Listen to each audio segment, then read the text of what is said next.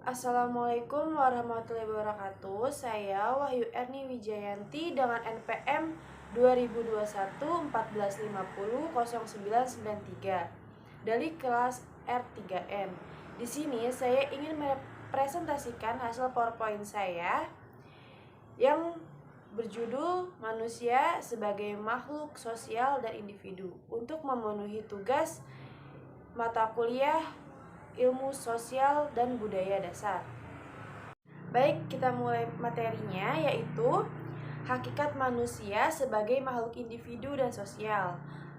Memiliki unsur-unsur menurut Herimanto dan Winarmo. Yang pertama, susunan kodrat manusia yang terdiri atas raga dan jiwa. Yang kedua, sifat kodrat terdiri atas makhluk individu dan sosial. Yang ketiga, kedudukan kodrat terdiri atas makhluk berdiri sendiri dan makhluk ciptaan Tuhan. Yang A, manusia sebagai makhluk individu. Individu berasal dari bahasa Latin yaitu individuum, yang berarti tak terbagi. Individu adalah seorang manusia yang tidak hanya memiliki peranan khas di dalam lingkungan sosialnya, melainkan juga memiliki kepribadian serta pola tingkah laku yang spesifik dalam dirinya. Seorang individu adalah perpaduan antara faktor fenotip dan genotip, lahir sebuah pandangan individualisme.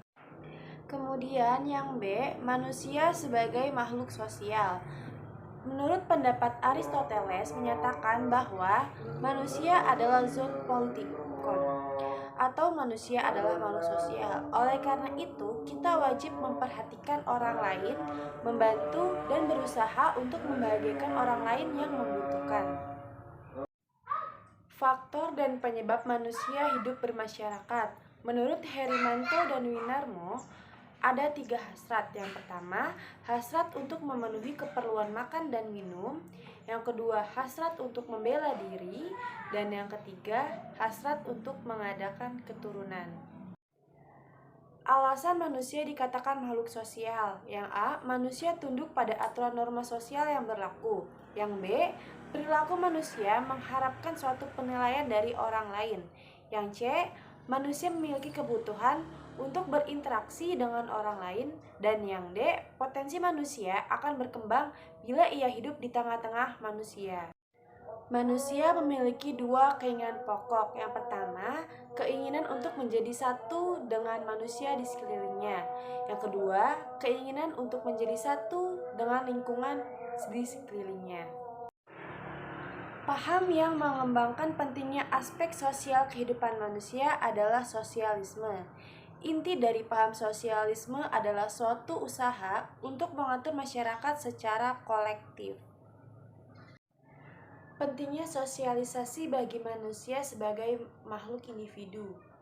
Proses sosialisasi akan membuka berbagai macam cakrawala pengetahuan yang besar bagi setiap individu. Individu akan menerima berbagai pengetahuan karena proses sosialisasi. Selanjutnya, ada peranan manusia sebagai makhluk individu dan sosial. Yang A, peranan manusia sebagai makhluk individu. Yang pertama, mewujudkan harkat dan martabat yang mulia. Yang kedua, mengupayakan terpenuhi hak-hak dasarnya sebagai manusia. Yang ketiga, merealisasikan segenap potensi dirinya untuk kesejahteraan hidup. Yang keempat, menuntut ilmu pengetahuan, merekayasa teknologi, serta memanfaatkannya untuk kemakmuran dan kesejahteraan.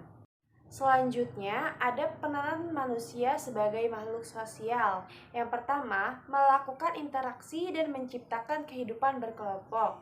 Yang kedua, menciptakan norma yang mengatur kehidupan sosial. Norma tersebut adalah norma agama, norma kesusilaan atau moral, norma kesopanan atau adat, dan norma hukum. Yang ketiga, mengupayakan terlaksananya kewajiban. Dinamika interaksi sosial. Interaksi sosial merupakan suatu fondasi dari hubungan yang berupa tindakan yang berdasarkan norma dan nilai sosial yang berlaku dan diterapkan di dalam masyarakat.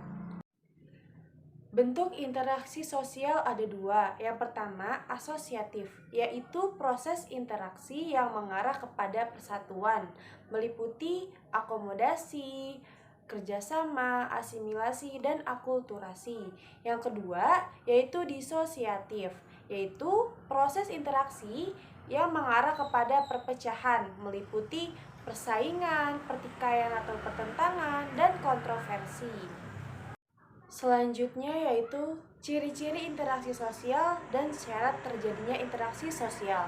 Ciri-ciri interaksi sosial yaitu pelaku lebih dari satu orang. Yang kedua adanya komunikasi melalui kontak sosial. Yang ketiga memiliki maksud dan tujuan. Yang keempat ada dimensi waktu yang akan menentukan sikap aksi yang sedang berlangsung. Kemudian selanjutnya ada syarat terjadinya interaksi sosial. Ada kontak sosial yang dibagi menjadi dua, yaitu kontak sosial bersifat positif dan negatif, dan kontak sosial bersifat primer dan sekunder. Yang kedua ada komunikasi. Terkadang kita dilema antara kepentingan individu dan kepentingan masyarakat. Kepentingan individu dan kepentingan masyarakat harus seimbang, sesuai dengan situasi dan kondisi yang memungkinkan. Sekian presentasi dari materi saya. Bila ada salah kata, mohon dimaafkan. Wassalamualaikum warahmatullahi wabarakatuh.